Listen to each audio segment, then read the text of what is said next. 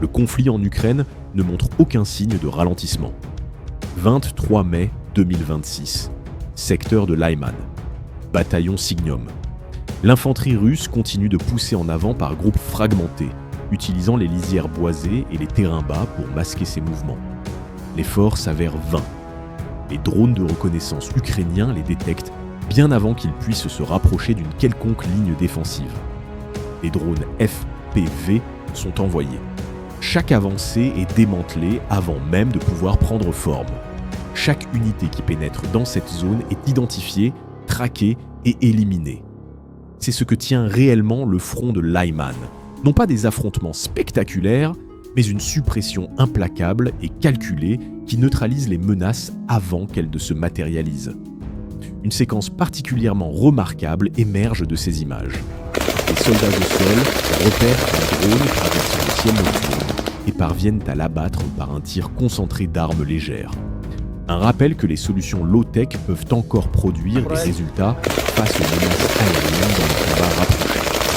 Ailleurs, un drone FPV ukrainien, posé dormant au sol, entre immédiatement en action dès qu'un soldat russe sort d'un abri pour une courte pause. La frappe survient avant que le soldat puisse réaliser ce qui se passe. Bataillon Mentakora. 2 soldats russes sont surpris en train de se reposer à leur poste, totalement inconscients qu'un drone de reconnaissance tourne déjà au-dessus d'eux. Dans un premier temps, quelque chose semble les alerter. Ils se figent, à peine mobiles, comme si l'immobilité pouvait les rendre invisibles.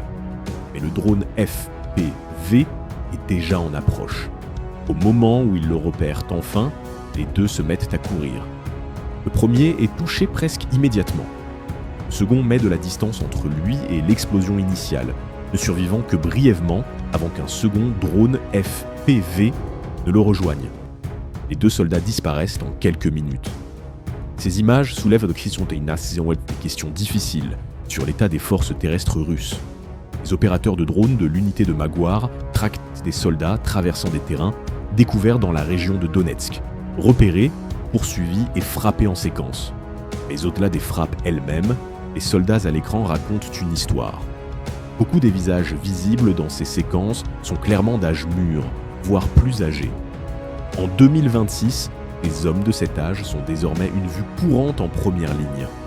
Que dit leur présence sur la profondeur des ressources humaines disponibles en Russie ? Un soldat russe en moto fonce à travers la ligne de front, apparemment inconscient qu'un drone le suit en altitude. L'unité UAS-110 ukrainienne envoie un FPV à l'interception. La moto explose en flammes à l'impact. Dans la région de Prosk, 2 soldats russes, tentant de se faufiler au-delà des lignes défensives ukrainiennes, sont repérés par les drones de reconnaissance de l'unité UAS-110. Le soldat de tête est en train de couper des obstacles en fil de fer lorsqu'un drone FPV explose sur lui. Son compagnon court à découvert sans aucune couverture en vue. Un second FPV le rattrape peu après. Sur de nombreuses séquences, un schéma devient impossible à ignorer. Des soldats plaqués dans des cachettes inadaptées. D'autres dérivant à travers des terrains exposés sans coordination et sans conscience apparente du ciel au-dessus d'eux. L'unité Heights Predators. Un soldat après l'autre, chacun localisé, chacun frappé. La question s'impose d'elle-même, ces hommes reçoivent-ils une formation sérieuse avant leur déploiement ou simplement une arme et un cap à suivre ? Un véhicule terrestre sans pilote ukrainien de la 25e brigade aéroportée est attaqué par un drone d'embuscade russe alors qu'il circule sur une route.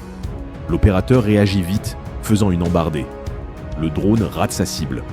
Pris ensemble, ces moments confirment ce qu'est devenu le front. Un champ de bataille façonné et décidé par des systèmes sans pilote. Il n'existe plus aucun endroit véritablement sûr pour se reposer. Un drone FPV, en mission de reconnaissance, repère un soldat russe endormi dans les broussailles. Il est immédiatement désigné comme cible. Oleski, Oblast de Koursk, 23 mai. Le premier centre ukrainien de systèmes sans pilote frappe un poste de commandement de drones russe avec une précision soutenue. Les images montrent le bâtiment absorbé coup après coup jusqu'à ce que la structure cède entièrement. Les murs s'effondrent, l'intérieur est oblitéré. Les opérateurs, le matériel et l'infrastructure soutenant l'ensemble de l'opération, tout est effacé. Les forces russes menaient des missions de drones contre des positions ukrainiennes depuis l'intérieur d'un bâtiment civil. Cette installation n'existe plus. Dans une frappe distincte, un bâtiment servant de base hybride d'opération de drones à Oleski est rasé. Des drones de reconnaissance et des drones d'attaque étaient lancés depuis le même site. Les drones FPV ukrainiens sont arrivés précisément au moment où un important convoi de ravitaillement déchargeait. Carburant, équipement et nouveaux opérateurs tous au sol simultanément. Les frappes ont été implacables. Ce qui frappe, c'est à quel point la base était totalement sans défense. Aucun système anti-drone, aucune couche de défense aérienne. Une installation entièrement dédiée à la guerre des drones, sans aucune protection contre les drones. Les équipages opérant depuis ce bâtiment ne sont plus opérationnels. La 5e brigade d'assaut ukrainienne, les drones intercepteurs Sting en action. 9 drones Shahed russes abattus lors d'un seul engagement. Observez attentivement les interceptions. Les drones, Sting, réduisent la distance en plein vol, engageant les Shahed l'un après l'autre dans des destructions aériennes nettes. La valeur du Shahed réside dans la saturation, submerger les défenses par le volume. Pour les équipes d'interception ukrainiennes, chacun est simplement la cible suivante.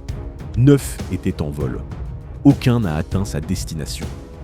Lorsque des drones intercepteurs bas coût peuvent neutraliser des vagues de Shahed à ce rythme, le combat drone contre drone est peut-être en train de redéfinir ce à quoi ressemble la défense aérienne. Une opération conjointe du SBU ukrainien et du premier centre séparé de systèmes sans pilote a frappé un réseau de cibles logistiques russes à travers la région de Luhansk.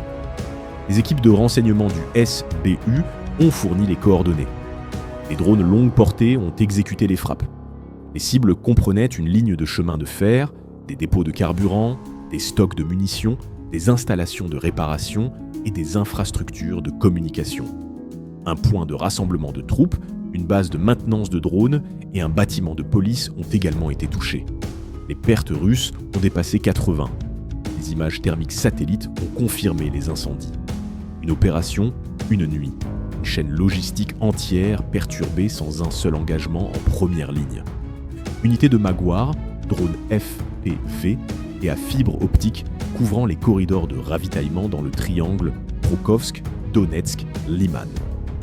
Chaque véhicule militaire tentant d'atteindre les positions russes avancées se déplace sous couverture active de drones. Les mêmes routes, les mêmes erreurs, le même résultat. Des ravitaillements qui échouent signifient que les unités en première ligne commencent à manquer de carburant, de munitions et d'équipements de base, sans que l'Ukraine ait à se battre pour un seul mètre de terrain. La dimension navale de l'opération est tout aussi significative.